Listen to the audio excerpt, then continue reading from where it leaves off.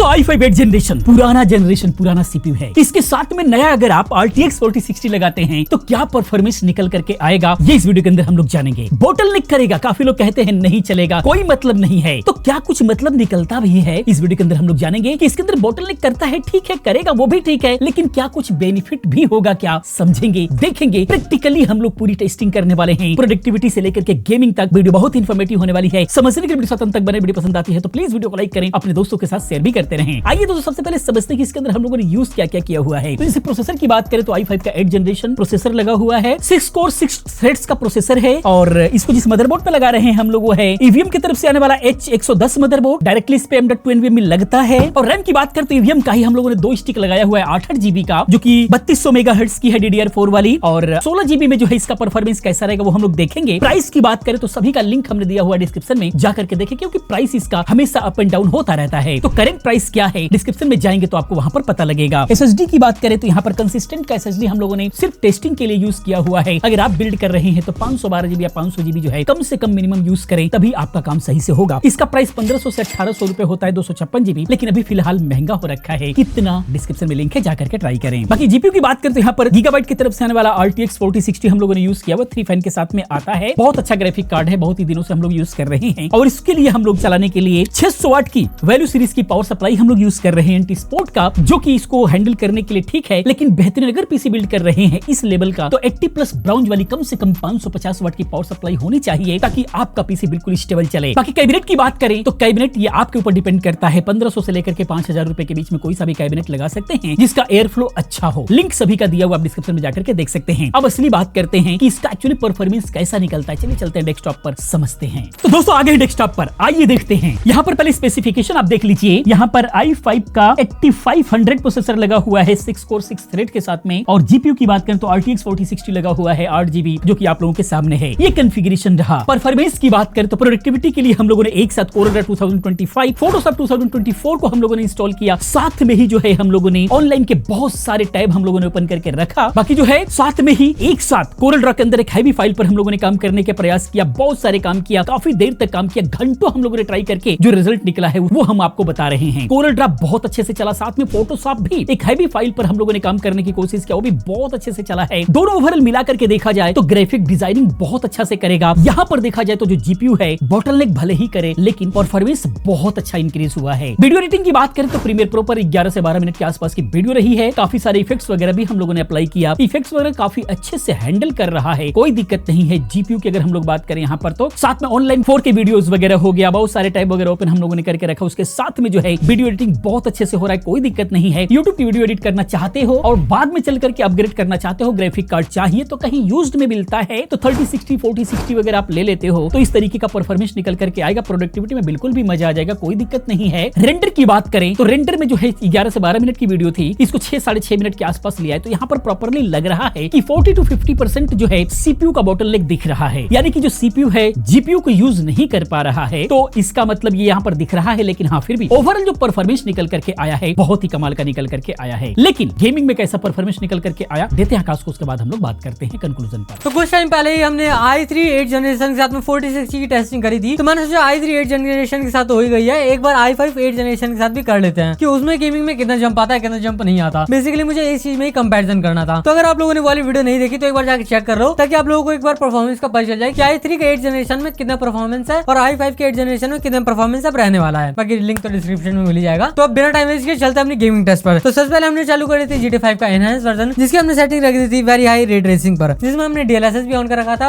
Performance पर रख के। बाकी अगर इसमें जीपीयू यूसेज की बात की जाए तो कुछ कह नहीं सकते, बहुत ज्यादा ऊपर नीचे है, वो आप अपने हिसाब से देख लेना। सीपीयू यूसेज इसमें हमारा 80% से ऊपर था। सीपीयू टेम्परेचर हमारा 75 to 80 डिग्री सेल्सियस के आसपास, जो कि ठीक ठाक है। अगर 80 से ऊपर जाएगा तब जाके थोड़ी सी दिक्कत भी कर सकता है। रैम यूसेज हमारा 10 GB प्लस यूज हो रखा है, और एफपीएस हमारे बहुत ज्यादा अच्छा आ रहे हैं 60+, कभी कभी इससे ऊपर भी जा रहा है, कभी कभी 70+, कभी 80+, सारे के सारे एफपीएस आ रहे हैं, जो कि गेम प्ले एकदम स्मूथ चल रहा है हमारा, कोई भी दिक्कत नहीं आ रही। चाहे धूम धड़ाका हो, चाहे कोई भी मिसाइल मार दिक्कत, चाहे कोई भी पुलिस आ गई, कोई भी दिक्कत नहीं आने वाली आप लोगों को बेसिकली। तो इस गेम के बाद हमने चालू करी थी हॉगवर्ट्स लेगेसी, जिसकी हमने सेटिंग्स रख दी थी अल्ट्रा पर। DLSS हमने इनेबल कर रखा था अल्ट्रा परफॉर्मेंस पर रख के। हमने फ्रेम जनरेशन भी लगा रखा था एनवीडिया का ही DLSS ऑन करके। अगर इसमें बातचीत की जाए जीपीयू यूसेज की तो वही हमारा सिनेरियो है पिछली बार वाला, ऊपर नीचे बहुत ज्यादा है, वो आप अपने हिसाब से देख लेना। बाकी अगर इसमें सीपीयू यूसेज की बातचीत की जाए तो 60% से ऊपर है। सीपीयू टेम्परेचर हमारा 70 डिग्री सेल्सियस के आसपास। रैम यूसेज हमारा 14.5 GB के आसपास है। वैसे हॉगवर्ट्स लेगेसी हमेशा रैम बहुत ज्यादा कंज्यूम करती है, ये चीज आप अपने हिसाब से लेना जब भी आप पीसी बिल्ड करो। बेसिकली अगर गेमिंग के लिए कर रहा तो 8 GB तो बिल्कुल भी इनफ नहीं है, किसी भी तरीके से कम आप लोगों को 16 GB लगाना पड़ेगा। बाकी अगर इस गेम के FPS की बातचीत की जाए तो 100+ आ रखा है, जो कि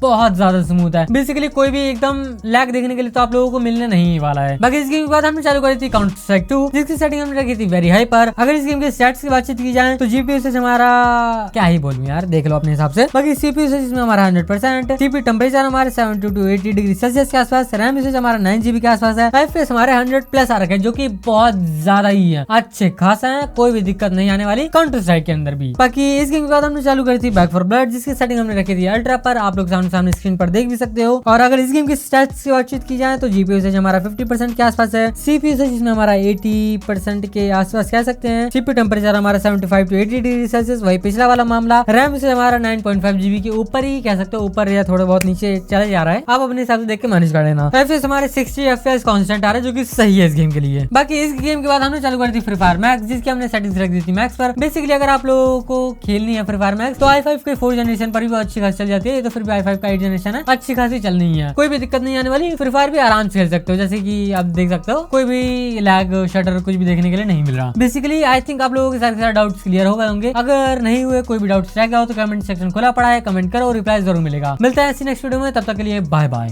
तो दोस्तों ये था i5 8 जनरेशन के साथ में RTX 4060 का कमाल, जो कि आप लोगों ने देखा। कंक्लूजन की अगर हम लोग बात करें तो बोटलनेक 40% के आसपास रहा है, सीपीयू बोटलनेक हुआ है, सीपीयू उसको 100% यूज नहीं कर पाया, 50 to 60% ही यूज किया है, उसके अकॉर्डिंग परफॉर्मेंस बहुत अच्छा इंक्रीज हुआ है। गेमिंग्स के अंदर भी परफॉर्मेंस आप लोगों ने देखा, मजे कर सकते हैं, कोई दिक्कत नहीं है। भले ही ये जो सीपीयू है यूज नहीं कर पाया, लेकिन हाँ बेहतर यूज के लिए अगर आप चाहते हैं, नया पीसी बिल्ड कर रहे हैं, तो कम से कम i5 का 10th जनरेशन प्रोसेसर होना चाहिए, तब जाकर के सीपीयू अच्छे से यूज होगा और आपको मजा आएगा। बाकी यही सब ओवरऑल परफॉर्मेंस था। अगर आप अपग्रेड करना चाहते हैं, जीपीयू मिलता है, बिल्कुल कीजिए, आपको बिल्कुल भी मजा आ जाएगा। मिलते हैं वीडियो में किसी और अच्छी इंफॉर्मेटिव वीडियो के साथ में। पूरी वीडियो देखने के लिए, चैनल को सब्सक्राइब करने के लिए आप सभी का बहुत बहुत धन्यवाद।